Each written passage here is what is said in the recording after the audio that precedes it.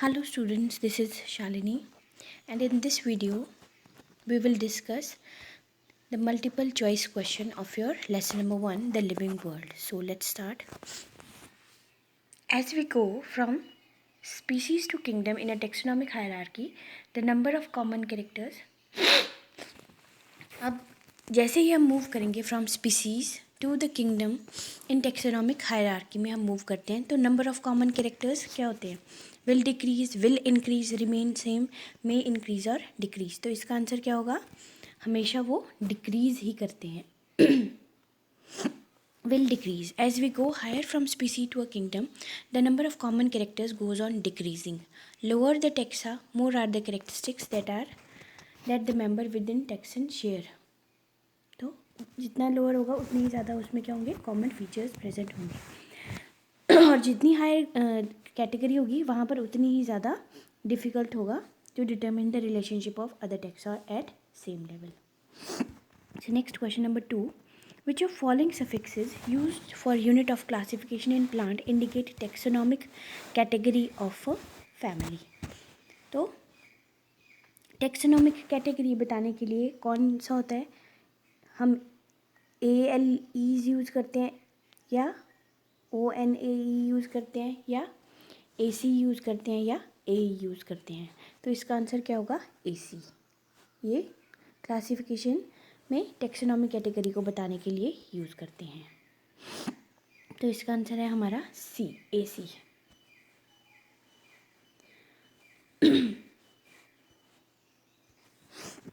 So next हम देखते हैं what is the term systematic refer to. Systematics क्या होती है? Identification and classification of plant and animals. After that nomenclature and identification of plant and animal. After that diversity of kind of organism and their relationship. और उसके बाद study of habitat of organism and their classification. So systematics क्या होती है? It is diversity of kind of organisms and their relationship. जितने भी organisms के बीच diversity है और उनके आपस में रिलेशन कैसे हैं वो आती है सिस्टमेटिक्स में. And this is very important from examination point of view also. तो human beings were since long not only interested in knowing more about different kind of organism and diversities, but also the relationship among them. And this branch was study was referred to systematics. So systematics takes into account evolutionary relation. So systematic में हम क्या study करते हैं? Evolutionary relationship को study करते हैं. So next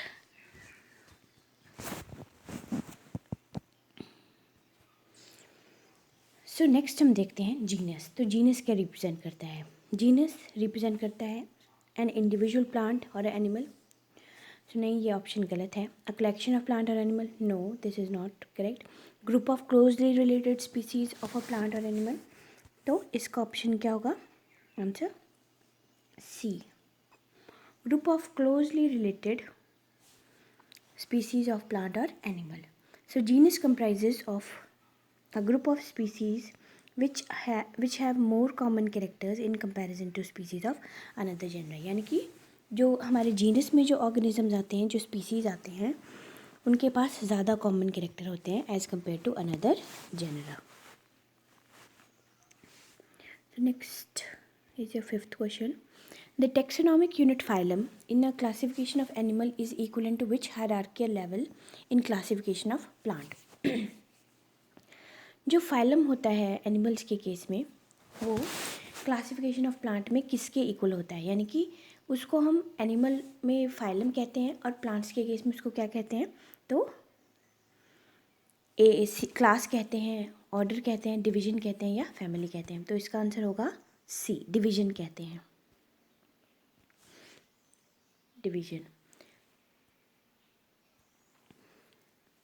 So classes comprising animal like fishes, amphibian, reptile, bird along with mammal constitute the next higher category called phylum. All these categories are included in phylum Chordata. In case of plant, classes with a few similar characters are assigned to a category called division. Plants के case में इसको division कहा जाता है और animals के case में इसको phylum कहा जाता है.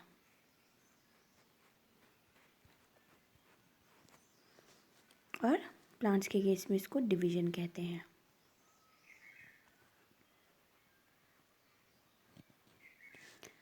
Done. So next question number 6, botanical garden and zoological parks have, अब यहाँ पर क्या होता है, collection of endemic living species only, collection of exotic living species only, collection of endemic and exotic living species and collection of only local plants and animals। तो जितने भी हमारे बोटानिकल गार्डन या जोलॉजिकल पार्क्स होते हैं वहाँ पर हमारे collection of endemic and exotic living species दोनों ही प्रेजेंट होते हैं, तो इसका आंसर होगा सी।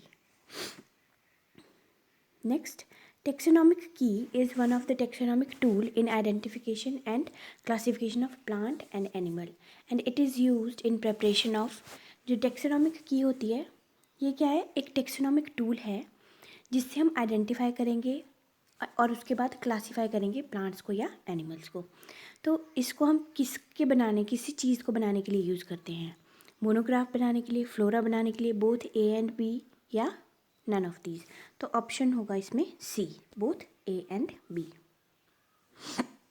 क्योंकि flora contain actual account of habitat and distribution of plant of a given area, so these provide the index to plant species found in a particular area.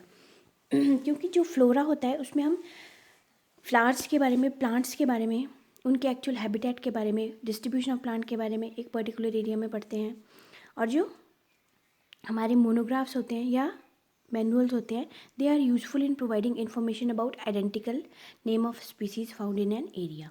So monograph contain information of any one taxon. तो monograph में क्या होता है, किसी एक taxon के बारे में ज़्यादा अच्छे से बताया गया होता है, जैसे कि any one genus or a family at a particular time.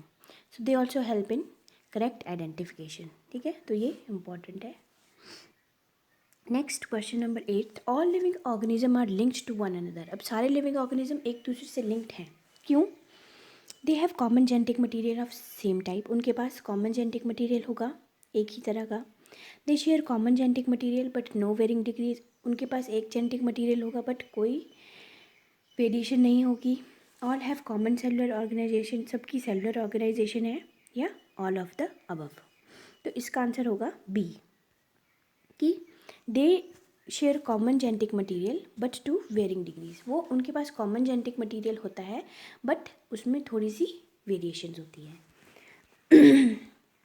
Because all the living organism present, past and future are linked to one another by sharing a common genetic material but to varying degrees. अब जितने भी जैसे parents से जो offsprings produce होते हैं उसमें, उनमें क्या होता है, उनमें जो जेनेटिक मटेरियल होता है वो मोस्टली सेम होता है बट कुछ वेरिएशन आ जाती हैं। वेरिएशन क्यों आती हैं?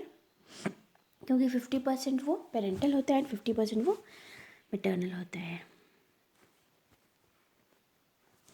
सो नेक्स्ट हम रीड करते हैं question number 9, which of following is a defining character of a living organism. Growth है, ability to make sound, reproduction, response to stimuli. तो इसका आंसर होगा D, response to external stimuli is a defining character of a living organism and this is also very important. Next है आपका match the following. तो इसमें जो स्पीसी है वो ट्यूबरोसम की बात की गई है, उसमें ऑर्डर्स पॉलीमोनियल्स का है, जीनस सोलैटियम है, किंगडम प्लांटे है एंड फैमिली सोलेनेसी है। तो ये हमें ऐसे मैच करने हैं। नेक्स्ट हम डिस्कस करते हैं very short answer type question. So question number 1, Linnaeus is considered father of taxonomy. जो लीनियस है, कार्ल लीनियस, उसको क्या कंसिडर किया जाता है? Father of taxonomy. तो आपको ये पता होना चाहिए। Name 2 other botanist known for their contribution to the field of plant taxonomy. The natural system of classification of flowering plant was given by George Bentham and Joseph Dalton Hooker in 3 volumes of Genera Plantarum। ये book उन्होंने design की थी जिस पे उन्होंने classification of flowering plants के बारे में दिया गया था। सो नेक्स्ट है what does ICN stands for. तो ICN का क्या मतलब होता है? ICN is your international code of zoological nomenclature. And next, couplet in taxonomic keys mean. अब क्यूपलेट का क्या मतलब होता है? The keys are based on contrasting characters generally in a pair called क्यूपलेट.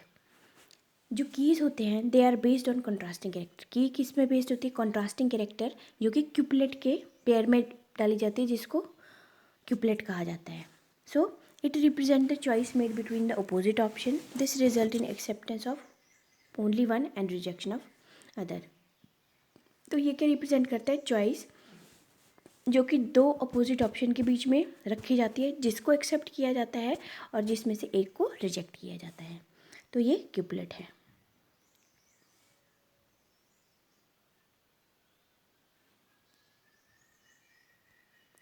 Next जो मोनोग्राफ, जो भी हमने ऊपर भी पढ़ा था. Monograph contain information of any one taxon, that is any one genus और family at a particular time. किसी एक टैक्सन के बारे में हम रीड करते हैं, दैट इज किसी एक जीनस के बारे में at a particular time. So amoeba multiplies by mitotic cell division. Is this phenomena growth और रिप्रोडक्शन? एक्सप्लेन. अब हमें पता है कि अमीबा कैसे रिप्रोड्यूस करता है? थ्रू माइटोटिक सेल डिवीजन होती है. तो in single celled organism we are not very clear about the usage of these two terms, growth और रिप्रोडक्शन. तो सिंगल सेल है, जो आपका अमीबा होता है वो यूनिसेलुलर है, तो उनके केस में हम नहीं बता सकते हैं कि वो ग्रोथ होगी या रिप्रोडक्शन होगी.